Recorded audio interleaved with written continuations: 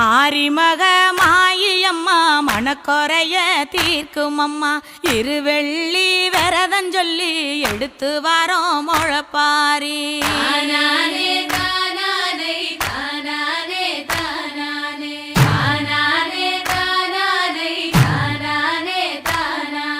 காத்து மட்டும் வந்து போகும் கட்ட பொம்மை கோட்டை போல வெயில் பட ஓல பின்னி விதைச்சு வச்சோம் முழப்பாரி